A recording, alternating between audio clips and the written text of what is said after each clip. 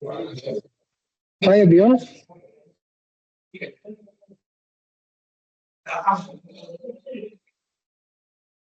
Is this meeting started?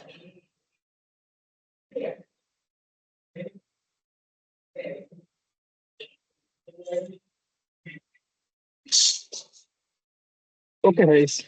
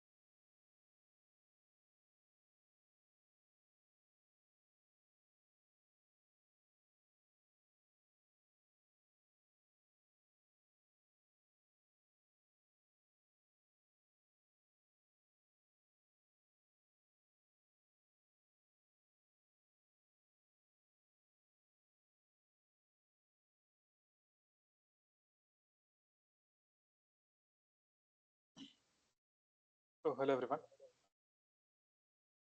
So we'll just jump right into the slides for this week. Just go through the slides and then we'll go to the questions as usual. Right. So I think yesterday was another class that happened where we spoke about GDPR, and we spoke about GDPR in the previous classes as well. So today our focus will be on the Indian privacy scenario, right? The second set of slides that are available for this week. Right, and then we'll answer some questions. So around 20-30 questions we'll try to answer. Some of them are easy direct ones. Some of them are, I think most of it is knowledge-based questions. And I think one of you had asked a question about the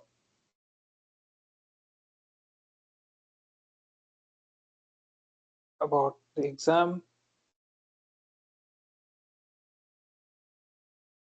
Okay, so when is the Yes, exam? sir. Yeah, I think when is the exam? You have registered for the exam? Yes, sir. So you've gotten the invite for it by any chance? I mean, I think you would have gotten the dates by now, or rather, let me just check. Yes, sir. I will check, sir. Thank you, sir. If anybody else knows the answer, please type it out.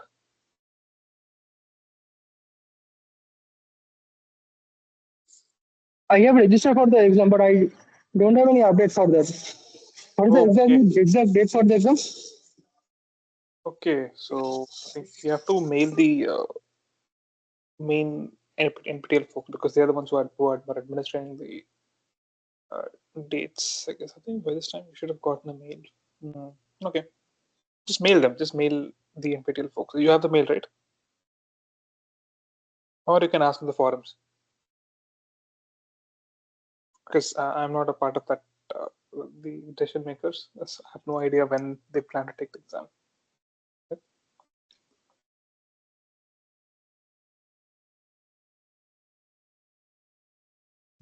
Okay, sir.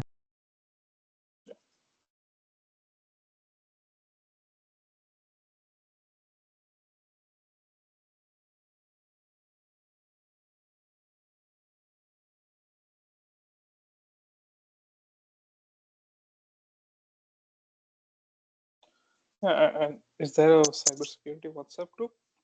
And by the way, you've joined for the first time, Moon Central? Sir, I have joined it before 3 months, but I missed to get the WhatsApp group. Oh, so there is a WhatsApp group. I'm unaware about it, sir. But another Interesting. for maths one class, I have enrolled. They have WhatsApp group. Oh, okay, okay, I see, I see. The exam is on November 3rd. Okay, cool. So where is it announced? Let me just check. Give me a moment.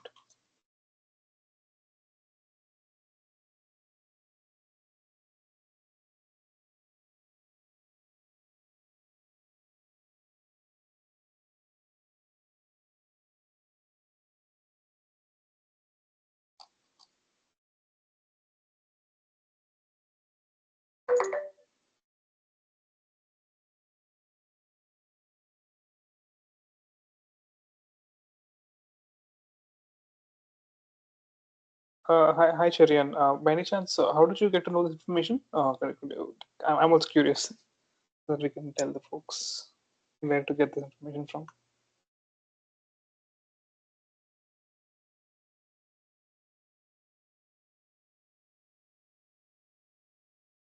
Um,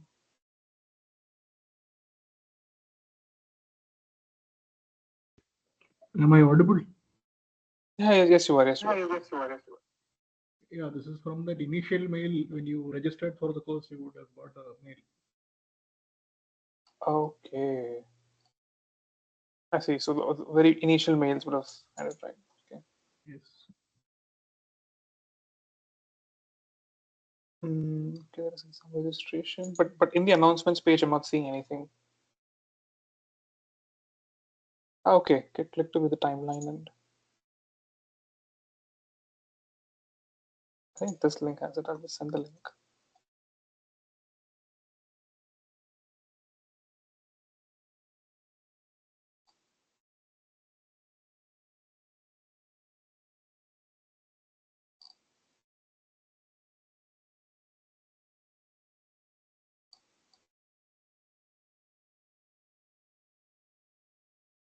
I see. So yeah, this is the document which has the mail 100. Sorry, not the mail, the details. So it's in your announcements. This is the exam timetable, and the exam cities are Okay, also sir. available. But it's all from that Thank you, sir. Yeah, sure. I think you've all registered for the exam, so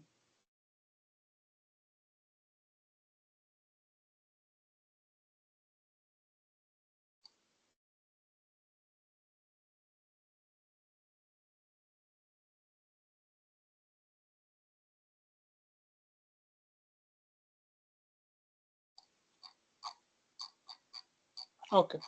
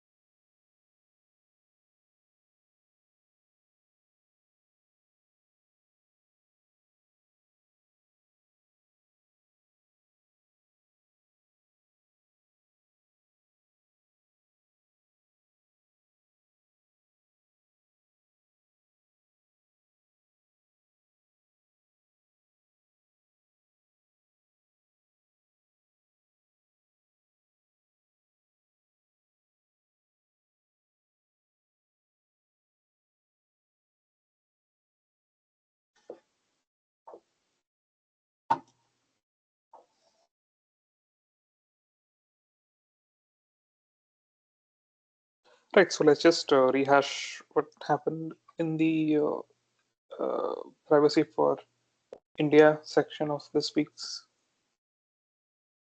lectures, right? We'll just quickly breeze through it. So this is one of the major enablers of privacy in India, the Article 21. So no person in the country may be deprived of his life or personal liberty except according to procedures established by law. Right? So when it comes to the history of privacy in India, you have it dating right back from 1885. So some of these aspects have been studied, I think, the whole thing is well explained in the videos. So I don't think there's any point in talking about it again. You can always go back and watch the original videos. So this is where we are right now. We are at DP.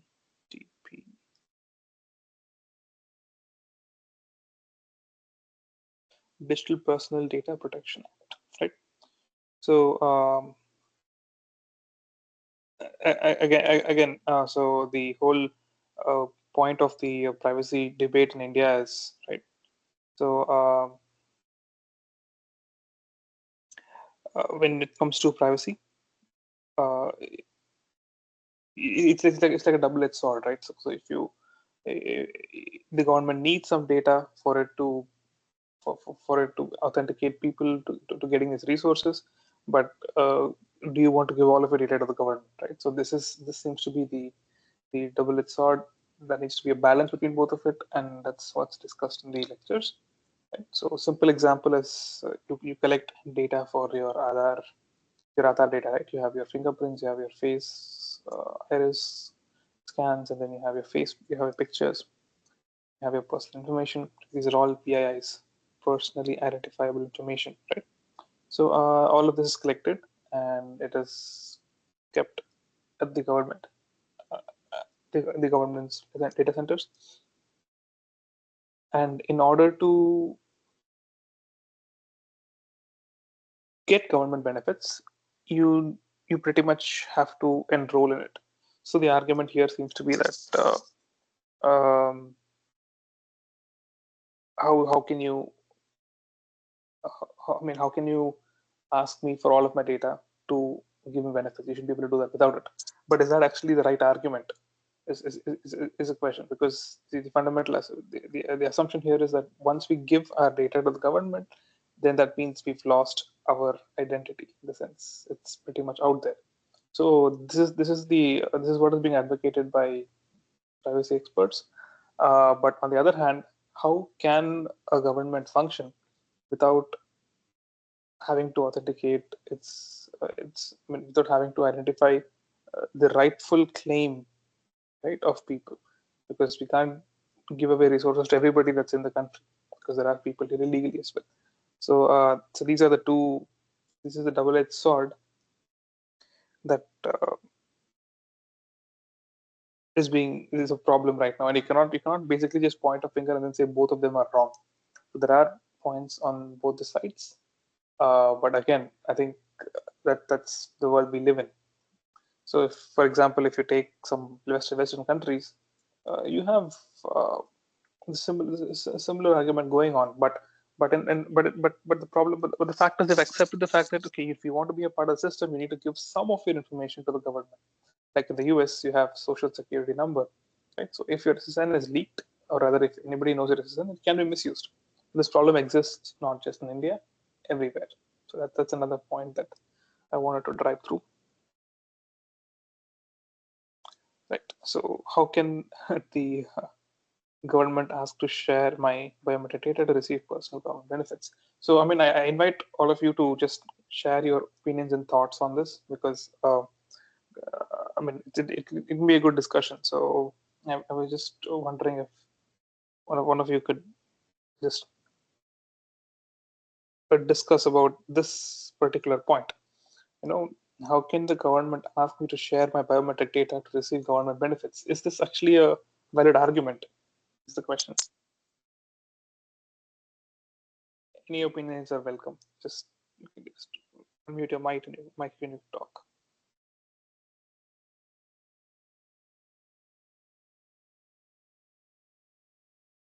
The Aadhaar judgment says that it is not mandatory and the government cannot enforce this. Yeah. Okay. The judgment, right? Right. But then, how can you enforce? I mean, how can you authenticate the people who are supposed to receive the benefits versus the people who are not supposed to receive the benefits without getting biometric data? I mean, I'm asking the question because it's a question in my mind as well. So there's no direct answer to this. Even the government is struggling right now. Probably the same way that it was done before Aadhaar, or improving those processes which were there before. Okay. So before Aadhaar, what was the process? I think ration cards, right? What is it? What was the? It was ration cards before Aadhaar. When you're saying before Aadhaar, it was ration cards, right? Yeah, it could be any federated identification. So Aadhaar is the only document that is not certified by any authority. Nobody signs an Aadhaar. You take a passport, a driving license, or ration card, it is signed by somebody. Somebody is accountable for your identity. Okay. And So okay. someone misrepresents you, nobody is held accountable for that. I see. Yeah. There was Okay. an Okay. article That's good. That's a good point. That's a good. Long time back. So nobody takes accountability for your information, right? That's the point that you're putting across. In the case of Aadhaar, that is. Yes. Okay. I mean, anybody else has any opinions on this? I mean,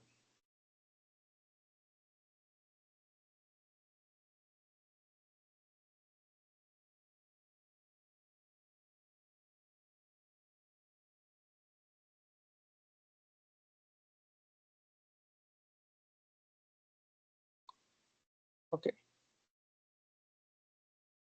So again, what could be an alternative framework to Aadhaar? You can always talk in the air. You can always say, yeah, let's go, let's do something else. But what is that something else? Any thoughts? Right, guys, you can record your thoughts here. I'm also thinking basically. Yeah. So there are existing federated ID systems which are used for a specific purpose. And that is how it has been so far. So how can we make sure that those IDs are non-reportable, or those IDs are not what? in very raw terms, how can we ensure that those IDs cannot be faked?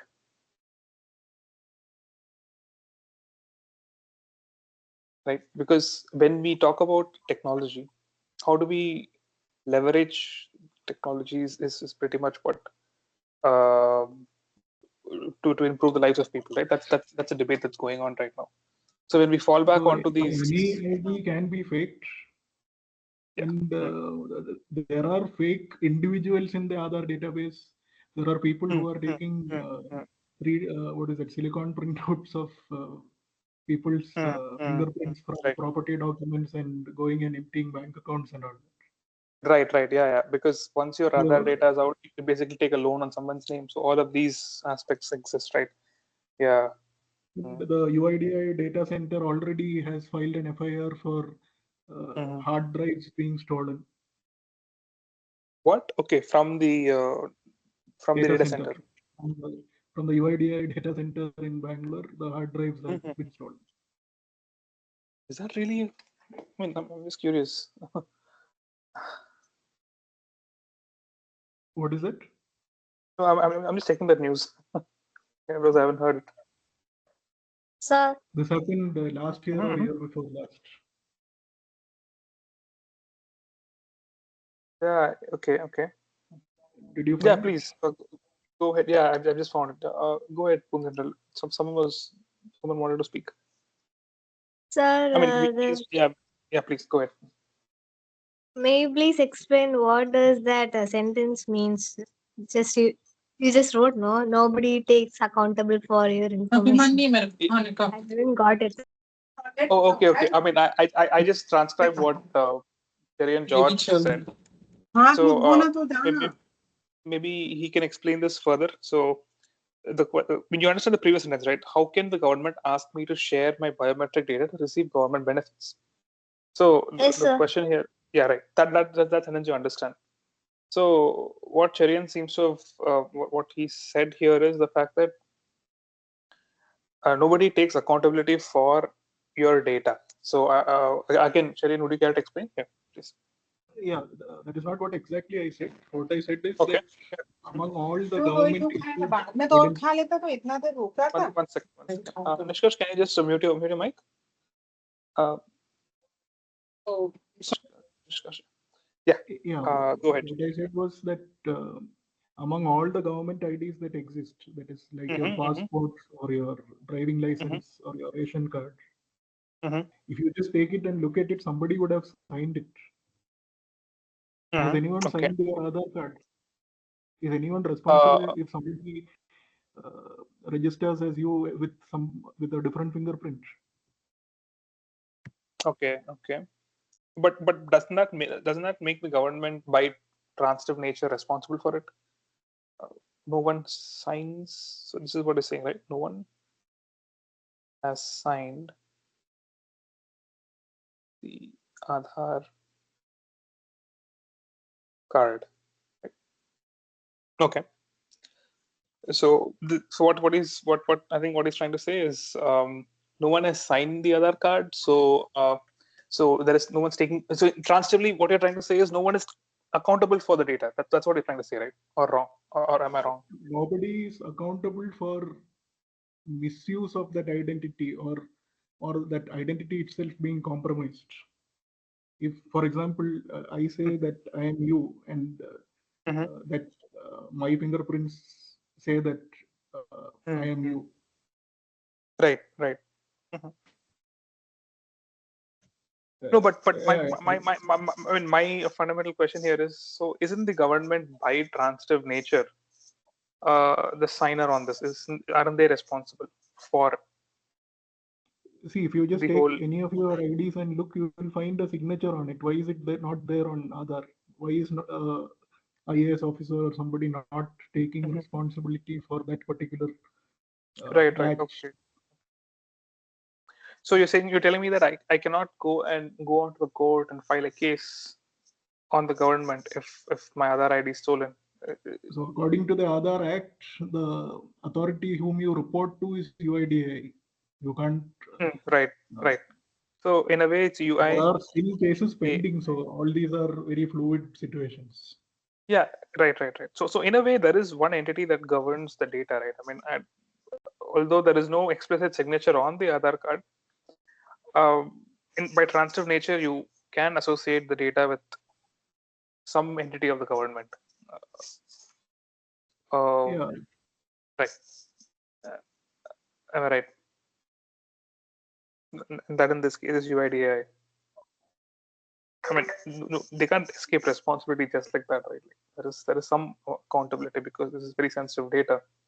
And just because there's no signature on the Aadhaar card, does that actually mean that nobody's responsible? I don't think so. There is a purpose for a signature. So suppose you want to enter into a rental agreement, you sign a contract. Correct. Yes. Signature makes a difference. Legally, it makes a difference. Right. Probably we have to go through the terms that we agreed to when we created the Aadhaar card. When did it? I think this thing came out in 2008. I think they started this 2008 or 9. If I'm not wrong. Not sure. Around that time, 2007, 2006.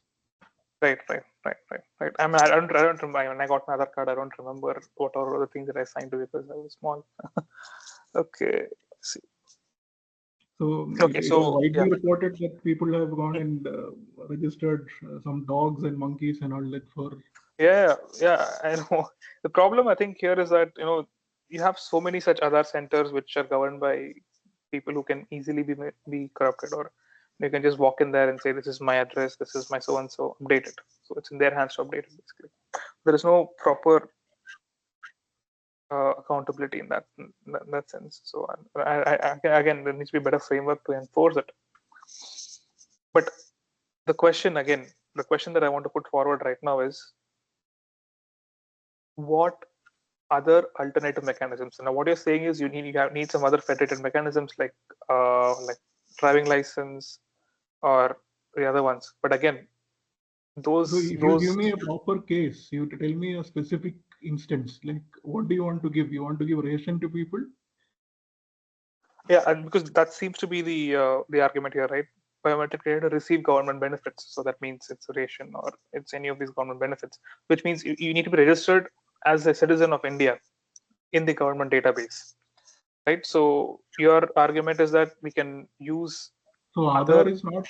By the way, Aadhaar is not proof of citizenship. Yeah, I'm not saying it's a proof of citizenship. I'm not saying it's no proof of citizenship. Citizen register so far. But yeah, right. Yeah. So again, now this is another direction, right? So should there be such a register? What is your opinion? Is it good or bad? Yeah. Because every other Western country seems to have such a register right now. Only we don't. I think almost all the developed countries have such proper documentation of who are all its citizens, who are all not its citizens. But do we have it? Is it required? Why? So, what is your opinion? I'm just picking your brain because you seem to have a good knowledge on these topics, which I think we should all benefit from, right? So, what do you think? I don't have an opinion on that. Okay, right. So, in a way, I mean, sadly, I mean, this is what I tend to think about this topic. It's, of course, it's a very sensitive topic. We are all unfortunately bound by the fortunately bound by the boundaries of being a country, right? And again, no system is ideal. Again, resources are contested for. The resources are. I was trying to bring in the cybersecurity aspect of this, not the other angles. Yeah. Okay. Let's go. Okay. Let's get back to the cybersecurity aspect of this. So again, how do you leverage technology in the digital world to enhance the quality of life for people in a country? Transitively, that means how do you ensure that you use technology to deliver benefits to the people who actually are entitled to get the benefits and not the other way around? That's the question right now. That's the question. And again, cybersecurity comes in when you use digital, when you use cyber technologies to collect such data and ensure. Could you repeat your question, please? How do you ensure that? No, how do you ensure that you deliver benefits to the people who are actually entitled to it? Okay. In a country. So the only the answer here is basically use digital technologies, right? Is to use the digital world, I mean, or rather the technologies that govern the digital world right now. But again, that's where the problem of cybersecurity comes and privacy comes. There is no alternative mechanism other than to collect data of people and then store it in some database at the back end, right? So that's the way the world works right now. There is no alternative to that. So we can't escape this paradigm, is what I'm trying to say. Has any research been done to say that that is the only way, and there is no alternative to the digital way? I mean, as far as I know, the digital way is the only way. Do you know any other way?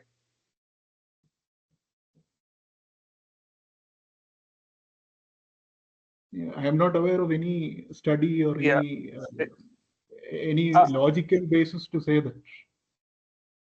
Okay, digital is the only way but we can talk with common sense. We can talk with some common sense also. So when we look at the current world, we have computers govern everything, right? So is there anything that is alternative to computers that we can use to ensure such benefits are delivered to the right persons? I mean, as far as I know, as far as I feel, or rather, my common sense says seems to be the only way. But is there any other way? Again, I've not looked into research on this, but can there be any other way? I don't know. Can we go back to the world of papers? Because that's something that happened. I think in the US, the vaccination certificates, they were all on paper. They didn't have anything digital there, and we heard some horror stories of how some people lost their vaccination certificates, and blah blah blah. And but in India we were quite advanced, right? So we had it in our phones. So again, there's a duality here. So leveraging technology. That the question basically is: we are in a place where we are forced to leverage technology, right? Is that a valid argument? Is that a valid statement? Yeah, you're forced to leverage technology, and right. Cyber security is about preventing its misuse. Exactly. Yeah. For example, okay, let us go to Aadhaar. So, how many data centers exist for UIDAI? I think, as Professor was saying, it is in Haryana, right? At this point of time, if I'm not wrong, or maybe I think it's outsourced. I'm not sure. I'm not exactly sure what is the current status, but I think as per the professor, it's in Haryana right now, under 10-foot wall. Yeah. But I did hear news that the data are being outsourced. I don't know how far it's true. But again, this is a very interesting. So UIDAI was intended to be the only custodian of that data, but earlier, before the Aadhaar Act came into being, they shared that data with state resident data hubs, SRDH. Okay. And this data was, so many states built these state resident data hubs. You can Google it, you will probably find it. Okay. Right.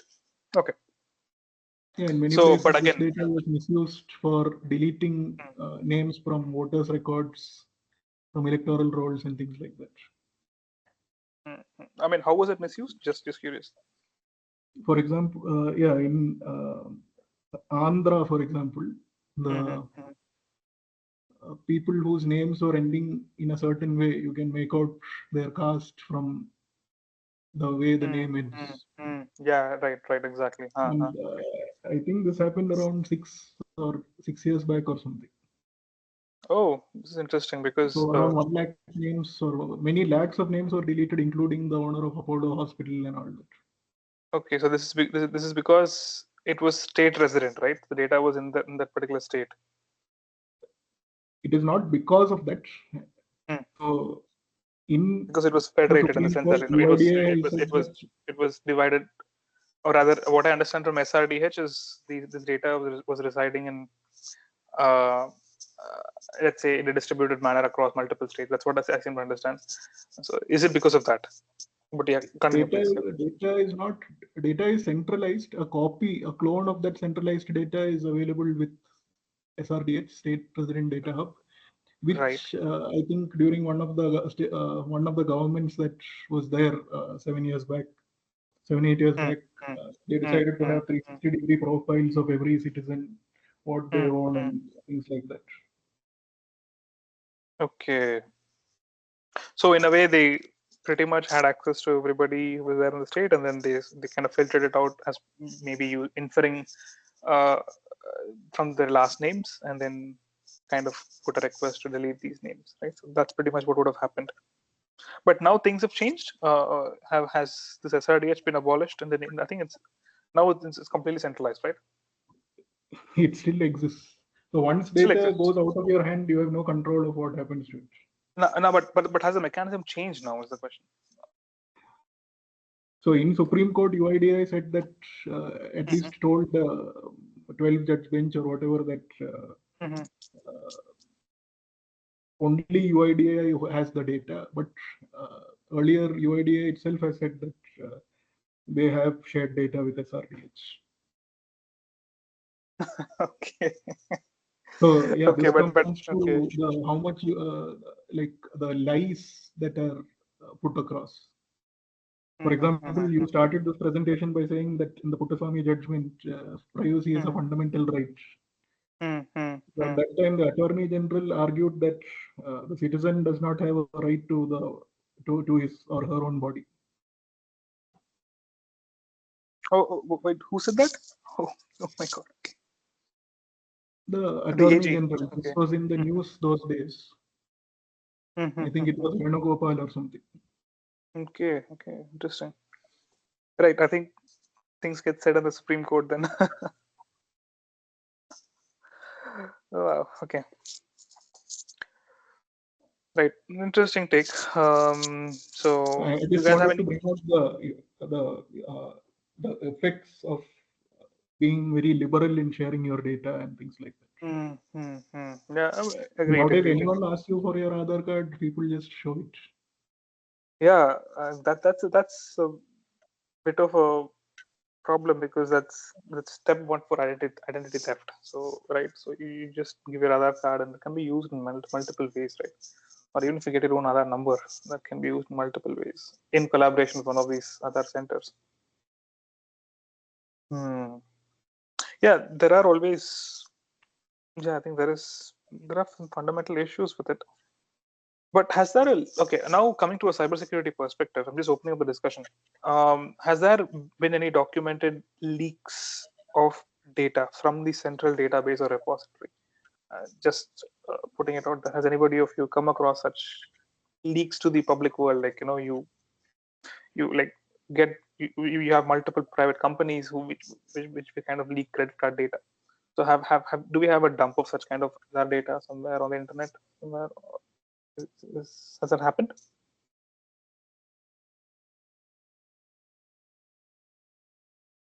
Definitely, a lot of data is available for sale. You can get PAN numbers, bank account numbers, credit card numbers. It's even freely available. And, no, and there are these several credit card companies numbers. Yeah. So please. that is. Yeah, so that is basically from, every day you get a news that this data has been leaked, that data has been leaked, and basically in yesterday's class, I think we saw some instances of GDPR fining companies for leaking data, right? I mean, not by design, but by account of getting hacked, by account of not putting up proper security measures. So has that happened to Aadhaar? Do you by any chance know any instances of Aadhaar data being put out there, like in its raw format, in its raw form? Several. for example, I think earlier on, around 10-15 minutes back, I told you about the theft of hard disks from the main Right. data center. Yeah. And that's a So very there is interesting. another aspect to this. All these things are not openly discussed because they don't want to shake people's trust in the system. Yeah, right. Okay. I mean, so what was the outcome of the the hard disk leaks? Did anybody get access to some data? Or I think it must have been encrypted if I'm not wrong. I So hope it was encrypted. if you just may not be raw biometric data, but if you just go to buy some bel puri or groundnuts or something like that, very often people's Aadhaar card photocopies are used to wrap it up.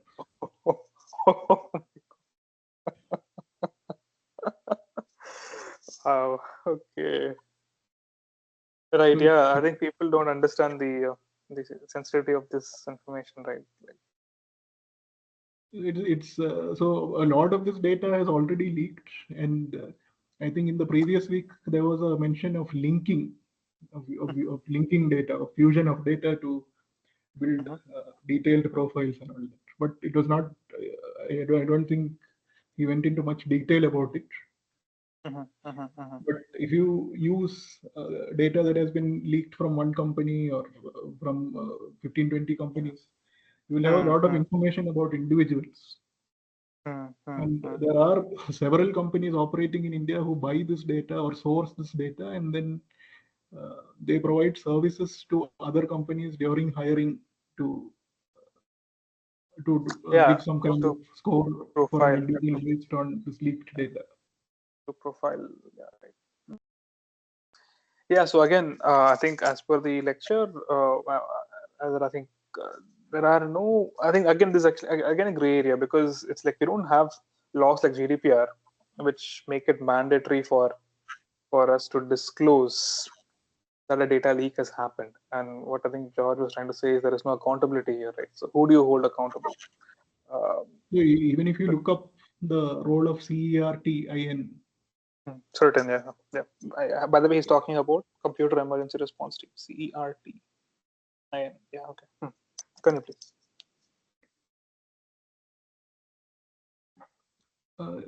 if you just look at how much time they take to respond to cybersecurity researchers or anyone else who alerts them of anything, Right. it is very shoddy. It is nothing to be proud of. Yeah, I think this has been a problem across multiple establishments, as we call it, right? So if you look at the United States, for example, I mean, we can always talk about I mean, we're supposed to talk about our in Indian scenario, but if you look at the United States scenario, you've heard about people like Snowden, people who have come forward and said the government is doing so and so and so and so. This seems to be a an extension of some of these things because again, so as a penetration tester, right, or as someone who is looking into the security vulnerabilities of a particular system, it could be a website, it could be a government organization, it could be a private organization. So sometimes the information of the fact that the system is not secure is taken positively, and it is taken up as a means to improve their security. But sometimes it is taken up as as um, a insult to their capabilities, and it's not taken positively. I think that's pretty much what you're saying. I think that certainly needs some more resources from. We're short of cybersecurity resources, I think, in that sense, technical cybersecurity resources, and we definitely have a lot of distance to cover there. Right? But this is a problem that seems to plague pretty much every developed country as well, as we can put it in air quotes. But yeah, again, so the discussion here that was going on is about digitalization and the pros and cons of digitalization. Whether can we escape digitalization in this current world, right? Can you escape it? I say no. At least that's what I feel. If any of you have any thoughts on this, feel free to just unmute your mic and we can just have a open talk on this, right? So, I mean, Cherian was kind enough to give his expertise on this. I mean, thanks a lot. In the sense that we learned a lot from from your discussion. So, again, if anybody could not follow along, please let me know. I'll try to summarize what we spoke about just now. Yeah, again, the stage is open. You can unmute your mics. You can speak. So again, the question is, can we escape digitalization to ensure that benefits are delivered to the correct recipients? That's the question for discussion. I'll give you 1 or 2 minutes to think about it, and then we can move on from there.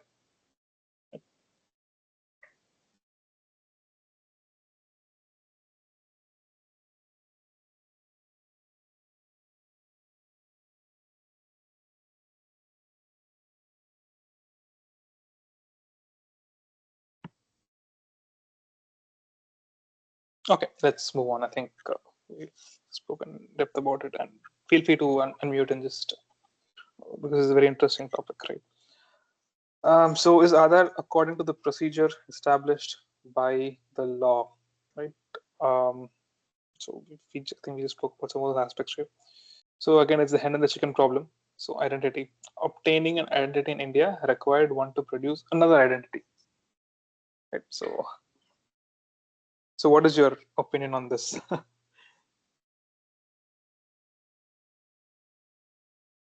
Right. So if you go to get an Aadhaar card, you need maybe a ration card, maybe your driver's license, maybe something else, and or maybe your voter card, let's say. I don't know the list of documents that are required, and of course your birth certificate, right? But what if you don't have those, right? How can you make make establish the fact that you are legally bound, or rather you do deserve to have the Aadhaar card in your hands, right? So the Aadhaar 2016 Act seems to state that every resident shall be entitled to obtain an Aadhaar number by submitting his demographic information and biometric information by undergoing the process of enrollment. So this is a keyword, enrollment, and the Act further defines residency as an individual who has resided in India for a period or periods amounting in all to 182 days or more in the 12-month immediately preceding the date of application for enrollment. So this is a very interesting clause. Do you see any loopholes in this clause? Do you think this has been enforced? I mean, should it be enforced? I mean, the question is, and I feel, yeah. Go ahead. Anyone who has relatives abroad and who has a Aadhaar card, have they stayed for half a year or to get it? Yeah. Again, how do you find out that they were here for more than? I mean, so you're saying that people are abroad also have an Aadhaar card here, right? Like NRIs, let's say. Yeah, several people do. Who come Yeah, here for a correct. month, a week or something, and they. Yeah. So again, so anybody who has resided in India for a period more than 182 days, right, in the last 12 months can get an Aadhaar. So, but again, this is again going into another direction right now. So, which means anybody who has entered India illegally are also entitled to an Aadhaar card. I think that's what this says, right? That is what it says, and that is what is being proved again and again from so many news articles. And anybody can get an Aadhaar card. Yeah, you get an Aadhaar, most of the times whenever a terrorist is caught or when somebody else is caught, they always have an Aadhaar card. Right. So and on the flip side, if you remove this clause, and if again, so this is again a big administrative nightmare. I think that's what I'd call it as, because you need to establish some basis for the fact that you are entitled to an Aadhaar card. So what would be that basis? If you say documents, then this is a problem, right? How would you tackle this problem? It's just a brainstorm question.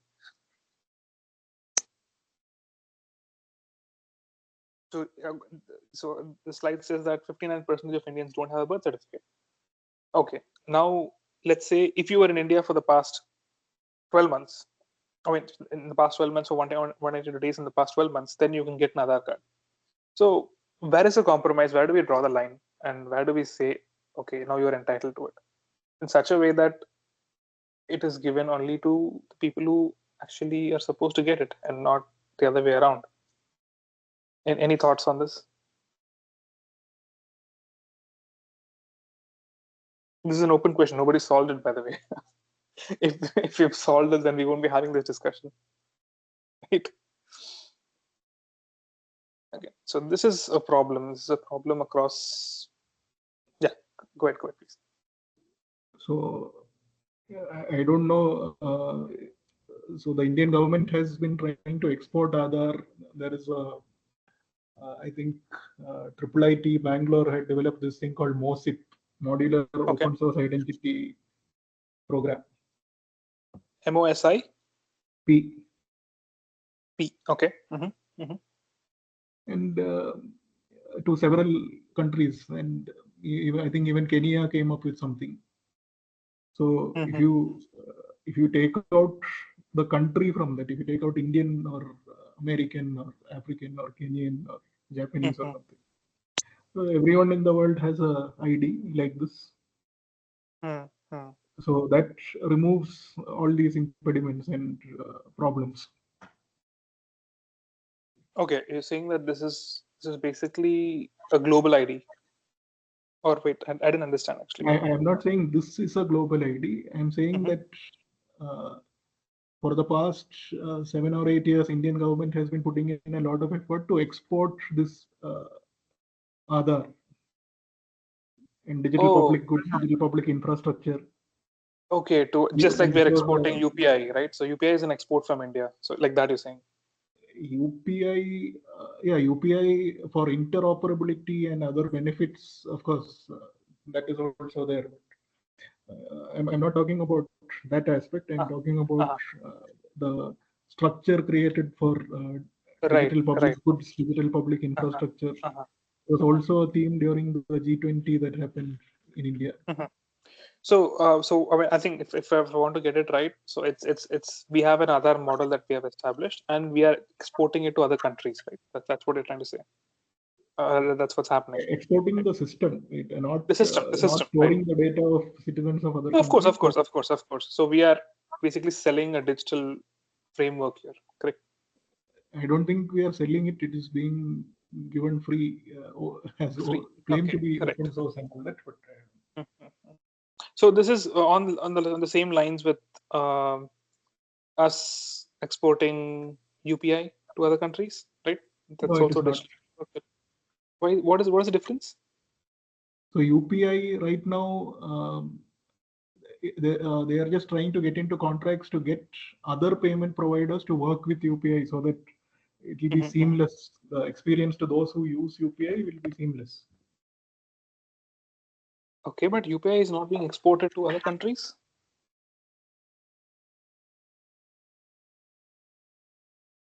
I mean, that's what I have not come across that usage of this kind of a phrase that UPI is being exported. People are encouraged to use UPI. architects of UPI often go talk about it so that people can implement similar systems in other countries. But Yeah, right. So UPI is an UPI. incredibly successful payment system that India has, which is being adopted in other countries as well. I think there are countries like Singapore, UAE. Oh, there are plans to extend it, right? Like there are plans. I think mostly to African countries. Yeah, so India hopes to offer a viable alternative to more established digital payment systems such as China's Alipay, VPay Chat, which currently dominate many markets. I see. Right. So I think UPI is one of the big success stories of Indian digital push, right? or or not. Yeah, maybe I'm not sure. Yeah. So It's too much I mean, to discuss in 1 hour or 2 hours.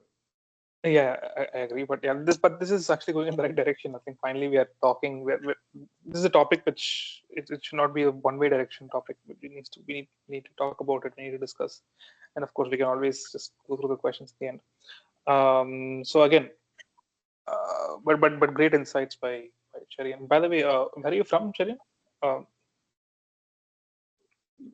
I'm from Bangalore. Oh, awesome. Okay, so you're a student or are you working professional or? I'm working. Okay, yeah, makes sense. Right. Okay.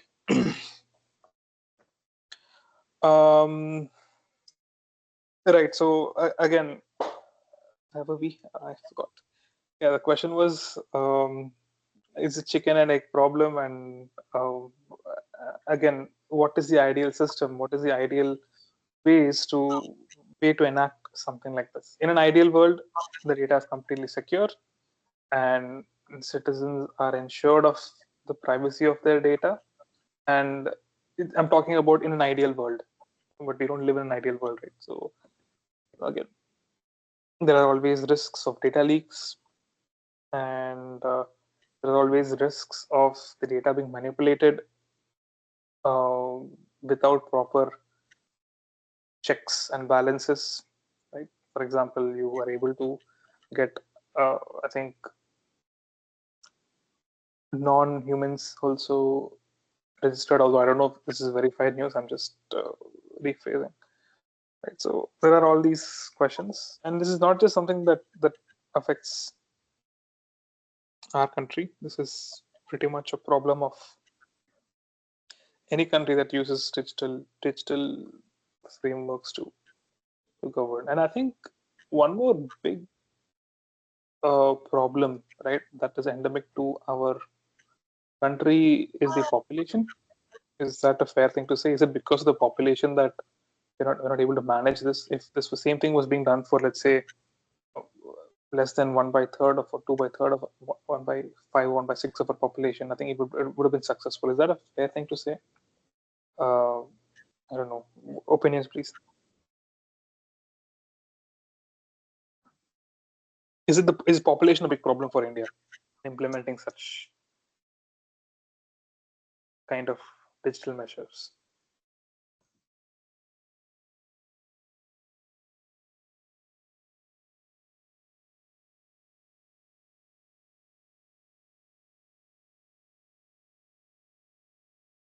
Okay.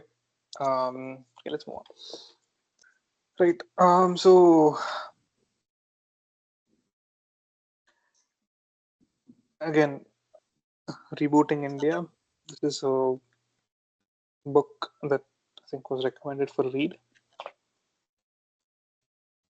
Again, the Aadhaar is not a substitute for a passport, right? And again, I think we can draw some parallels between passports. Passport is also a digitally administered document, right? But it seems to be wildly successful um, undertaking by the government, because we don't see as many problems with the passport procedure The compared to the passport other is procedure. Yeah. signed by a regional passport officer. Passport, you get your passport after a police verification is done Right. at your address.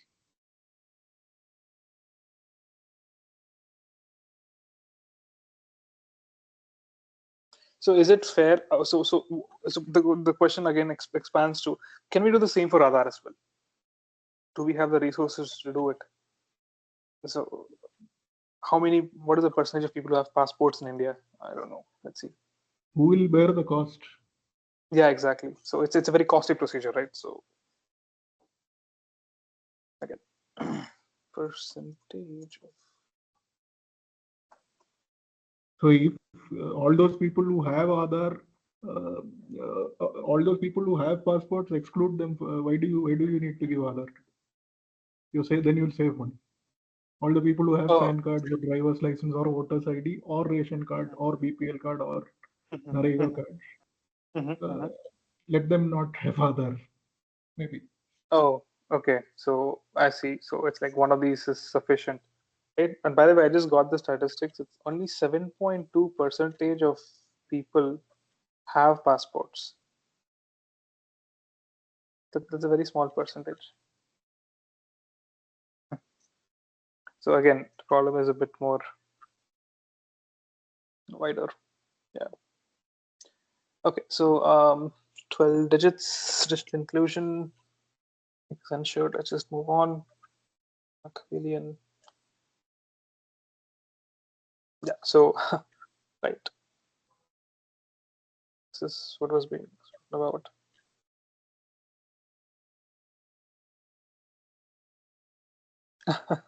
Okay. Right. So this seems to be the others architecture, or rather how so this is the database, I think. Right. So this It's a is similar USD. architecture diagram with SRDH also involved. Okay. Okay. Well, SRDH is missing. Yeah. Again, I'm not an expert on this area, so I don't have that diagram, but probably I think SRDH would pretty much come in at this point, this place. No. But again, SRDH is not a publicly accessible endpoint, right? Like, or other database that can be publicly accessed. Not sure. Okay. Okay, what are the criticisms here? Again, the government made Aadhaar essential and then relaxed. Okay, for all services, including tax returns, opening bank accounts, securing loans, pensions, and cash transfers for those entitled to welfare schemes. This is one criticism. Fair. Critics say that Aadhaar identity card links enough data to allow profiling because it creates a comprehensive profile of a person's spending habit, their friends and acquaintances, and property they own, and a trove of other information. Right. So yeah, if the data leaks, it's pretty much done for, because it can basically profile you completely. Like you're completely transparent to the world then. So this is being done And this, in Andhra and in Hyderabad and all that. Right. Yeah, that's what he was saying, right? Like, I mean, I think the last name is pretty much a dead I giveaway. don't, probably in 2000. 15, 16 and all that, there were lots of SMSs going around that you had to link your mobile number to your Aadhaar. And many people went and linked it. So what Airtel very cleverly did is they created a bank account for you when you went and linked your Airtel mobile number to your Aadhaar. Oh, okay. And a bank account? Okay. without their consent, without their knowledge. Wow. Okay. And that is the origin of Airtel Payments Bank. Of course, finally the CEO was fired and the company was fined, I think 6 crore or something. But the problem was the NPCI switch was configured in such a way that your subsidy goes to the last bank account that you have created. So people's subsidy went and landed up in a bank account that they did not know that they had. Oh, it existed. Yeah. Interesting. Wow. So I'm just wondering how someone could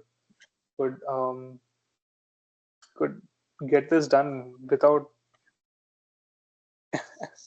any checks and measures. Right, but my question is, how did Airtel get the information? At that time, they put out this thing that your mobile will be deactivated if you do not go and link your Aadhaar with your mobile number. Right, correct. So people But had to go to that is physical happening stores. between me and okay, continue. Yeah. People had to go to physical stores of Airtel or Vodafone or at that whatever Oh, mobile providers existed at that time, and scan their fingerprint. okay. So it was not done through the Aadhaar kiosks. No, it was not done through other kiosks. It was done by those by the mobile operators. Mm-hmm. So I think that's the problem. Similarly, another thing that has happened without consent in like at least most people would not even know about it is that if you have gone and taken your vaccination and given Aadhaar as your proof of ID, then you have a health ID also created for you. What is this health idea, man? I'm hearing new things right now. Health ID. Okay. Ah. So, but I think This to get a most of vaccination, these you need things to have give your Aadhaar happened card, right? without consent. Huh? I think for vaccination, we needed an Aadhaar card, if I remember properly. Without that, we You can't get don't need vaccinated. it. Right? So very often, if you go for anything, if you go to get anything done, the people will try to coerce you into giving your Aadhaar card. But since the Supreme Court judgment has explicitly said that it is not mandatory for anything, Hmm, hmm, hmm, hmm, hmm, hmm. you can But always say that. it's You can even tell them but to give it to you in writing, and actually many people would have got it without Aadhaar. but they gave it without any reason, basically, right? Hmm. So again, what the Supreme Court says and what happens is not directly correlated in the sense they would have said it. But again, if you go to a place and you want to get vaccinated, and then the person says you to produce your Aadhaar card or whatever, then you obviously will take it out and give it, right?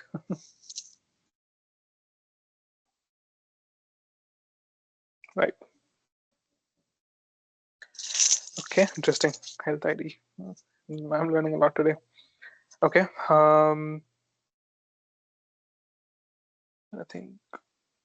I think this is something that we saw in previous classes. It is subject data fiduciary, and this is supposed to be the role of the government, I think. Yeah.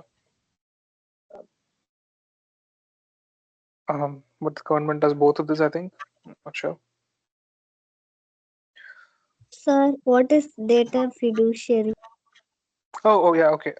Oh, fine. So when it comes to processing data, right? When it comes to processing any kind of data, so you have a data subject. So this is you or me, or anybody whose data is basically being taken and used, like your name, email ID, your address, and everything. And then you have a controller in between. So you give this data to someone. Let's not take the government here. Let's take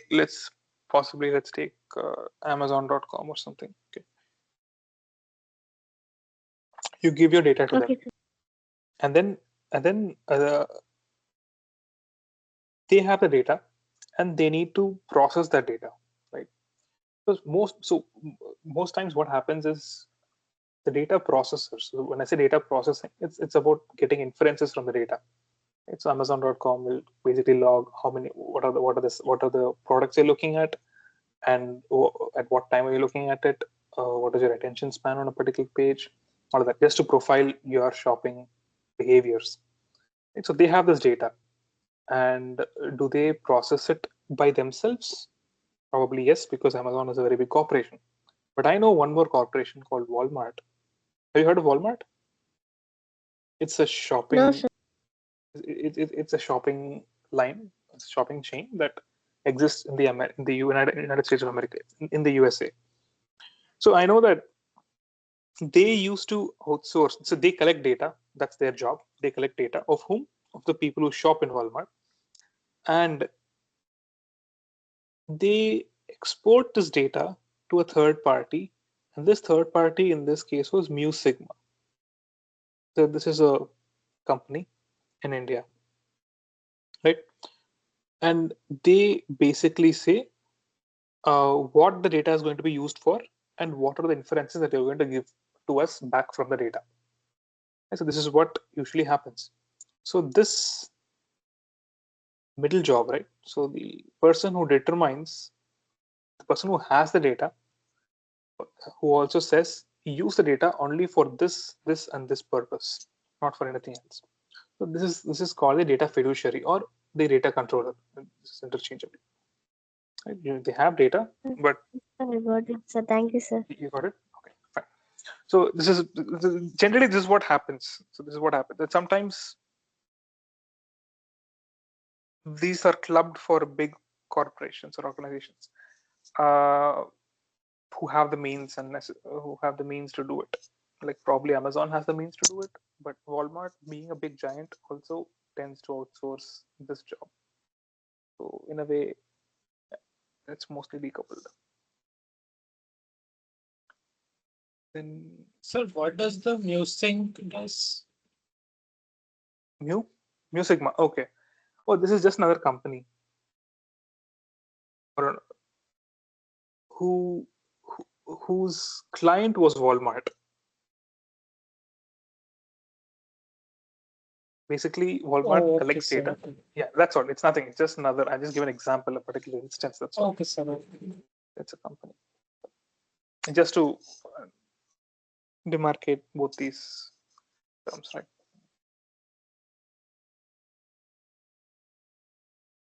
Then I think we can just move on to the questions. So we're running short of time.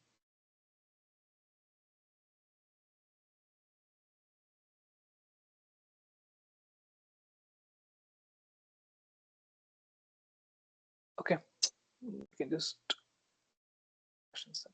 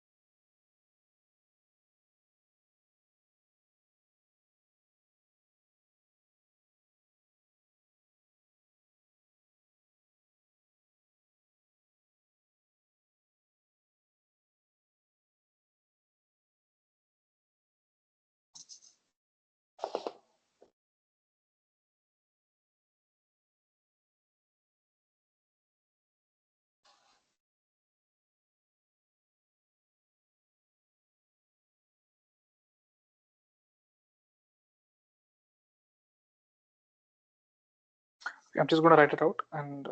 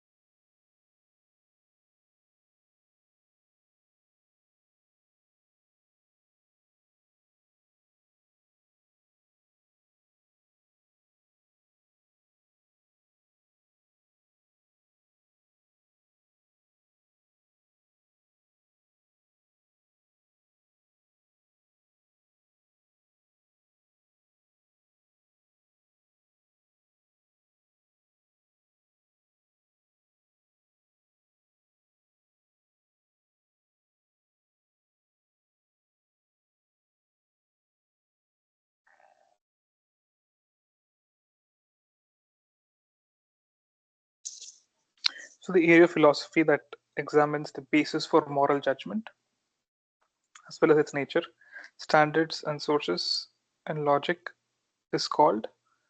Let me just give you the answer. It's ethics. Right, so nothing much to discuss here as it is. Right.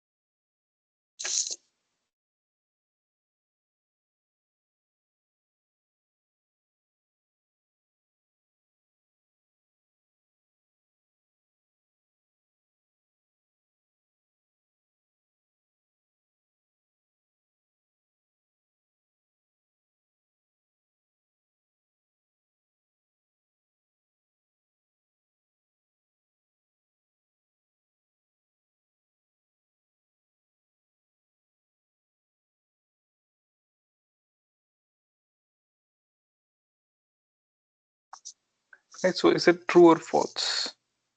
So this is true. In one of the previous classes, we also discussed the same aspect. Right, so the answer is this is true. That cornerstone would mean that was the, let's say, the pivotal law that tends to address most of the computer related or digital criminal laws in the US. Again, this is another question about GDPR.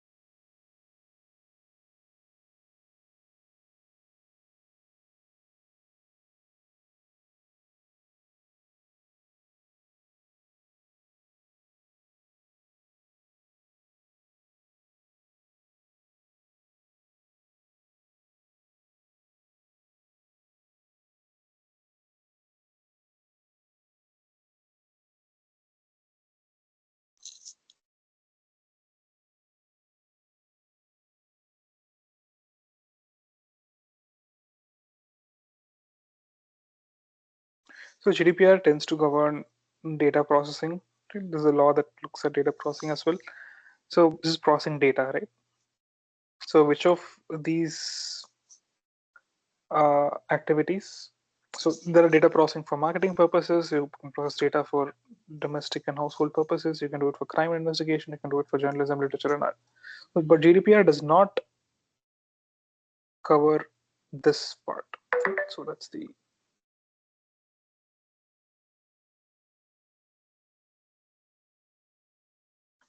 so this is the answer for that. I'm just rushing through the questions right now.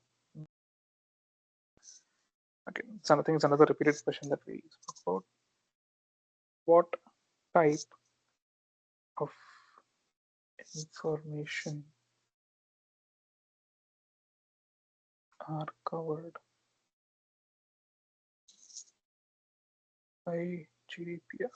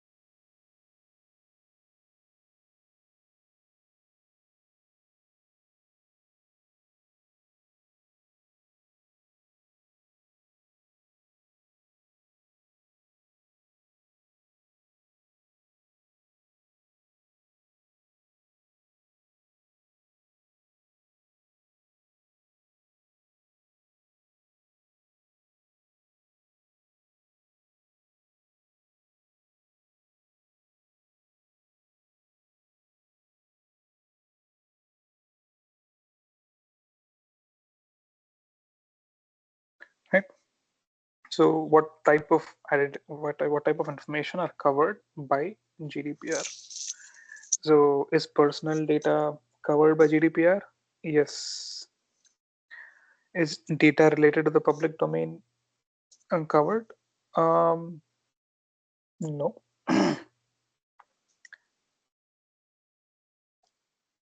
So all types of PIIs. So this is PII. Yes, this is also covered. Garbage data doesn't make sense. So the answer is A and C. Right?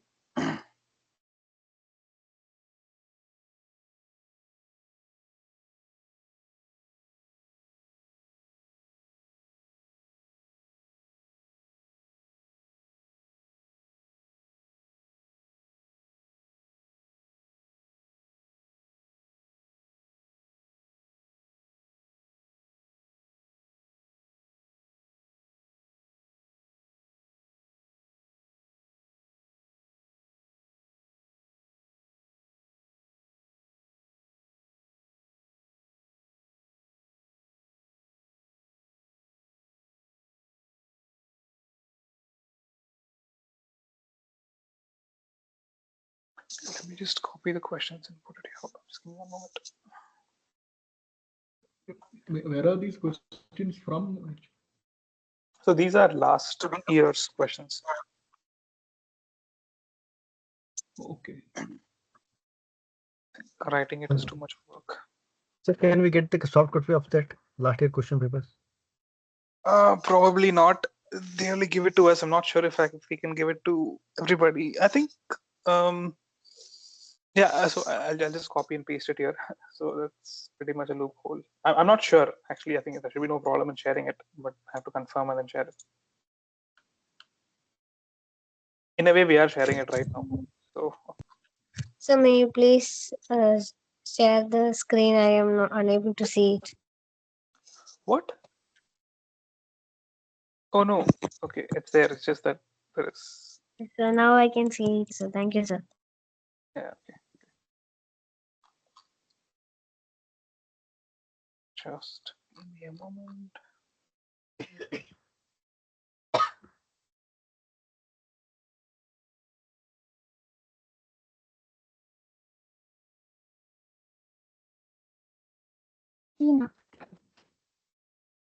वो ले ले जल्दी हो ले ये कविता हम bit वो ಕೆಳಗೆ ಮೊಬೈಲ್ ಗೆ ಬಿಟ್ ಹಾಕಿ ಹೋಗಲ್ಲೇ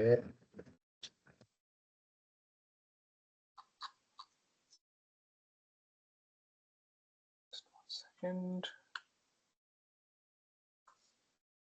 ಜಲ್ದಿ ಹೋಗಿ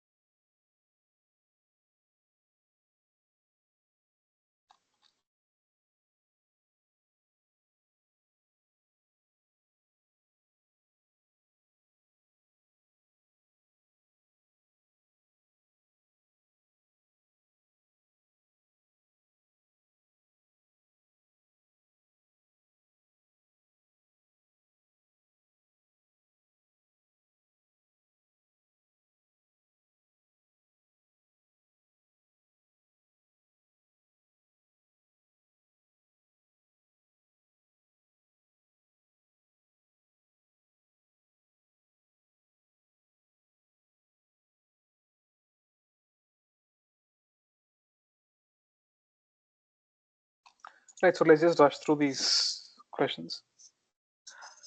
Oh, I've copied the answer as well. Okay, that's fine. So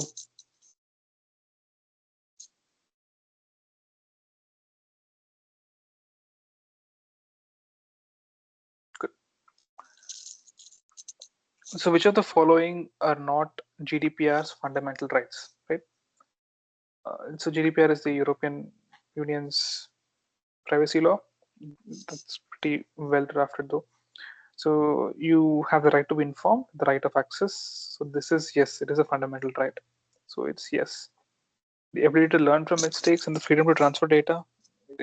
I don't think so, because it's ability to learn from mistakes. Where have you seen such kind of statements in privacy laws, right? So this is not one of the fundamental rights. Right to object and rights related to automated decision making. Yes. So all are correct, or the answer is B for this. So massive topics of interest to IT professionals with US laws, right? So again, these are all very theory-based questions, and I think much to discuss here.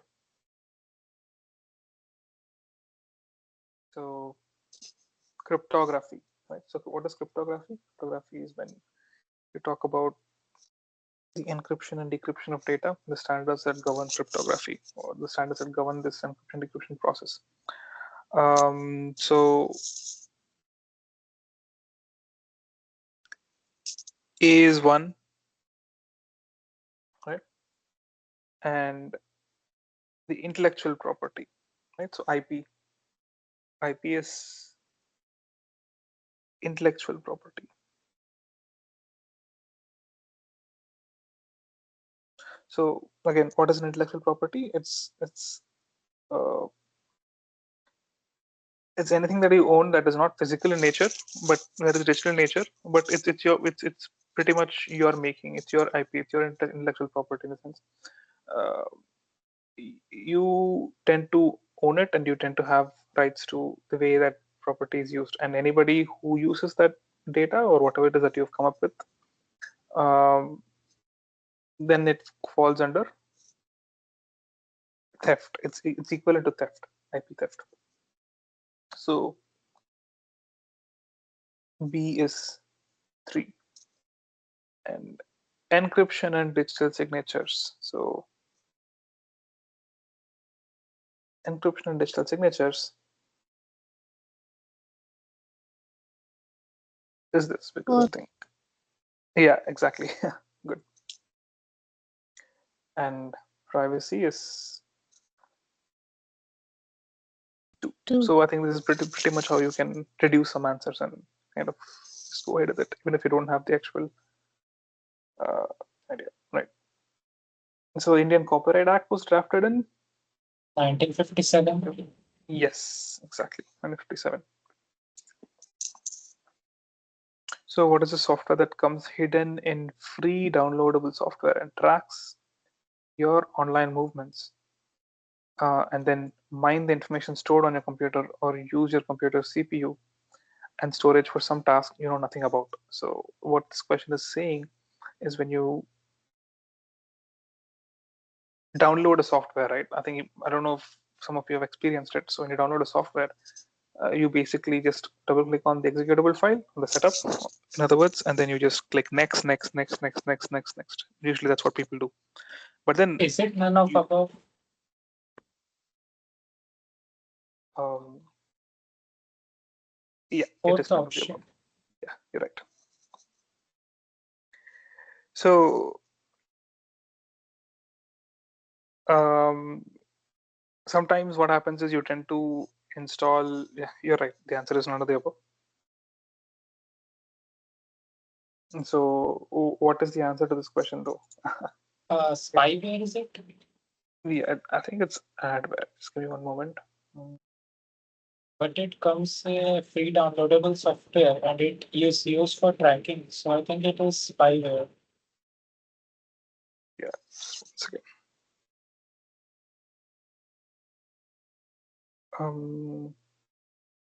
It might be the torrent files, Okay. torrents. So it's spyware. Consider spyware. But torrent files, I think the torrent files, I think they are there's a specific instance of it. So we're talking about the umbrella term here. So he was right. Who was that? I don't know who said spyware, but yeah, spyware is the correct answer to this. So yeah, so some of these software they get installed and then they kind of log your movements, log your keystrokes and everything, and then they tend to have access to everything that you do, right? So spyware is the correct answer to this question, which means it's none of the above. So again, I don't know if sometimes we're looking at cybersecurity in terms of the digital world, or are we studying law? But okay. So primary examples of public law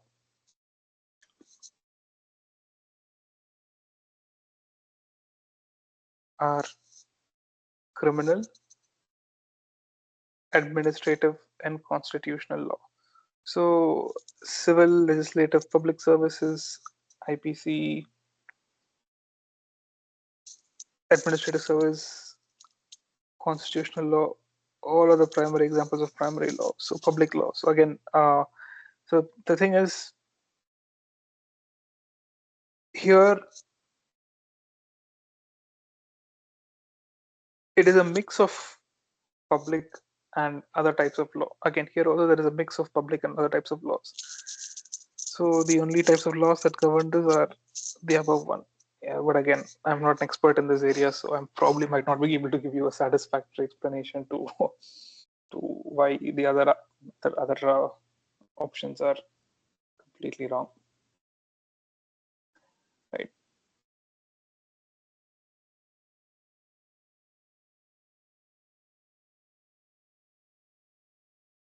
Yeah.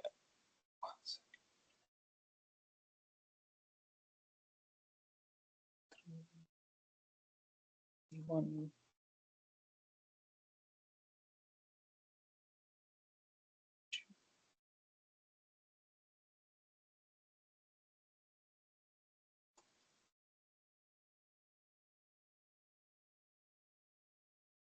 Right. I think yeah, that's pretty much it. And again, thanks to Cherian for his the huge load of professional, I think, accumulated experiential knowledge and his insights on the issue of privacy in India. So yeah, if there are no more questions, then we can probably end the call at 1. And yeah, probably you have some other, you have 2 more sessions where probably more questions will be discussed. So you can definitely head on to those live sessions as well. That's going to happen tomorrow. Okay, so Shireen has put some.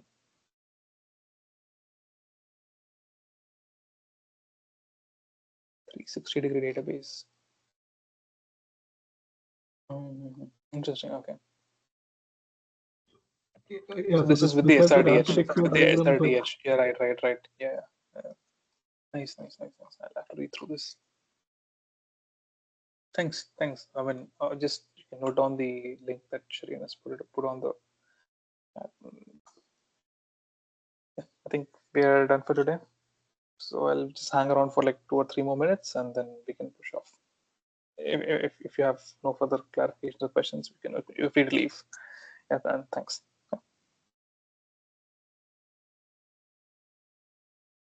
Okay, thank you. Thanks a lot. Sure. Thank you, sir. Thank you, sir. Thanks a lot. Yeah, sure. Bye. Have a nice day.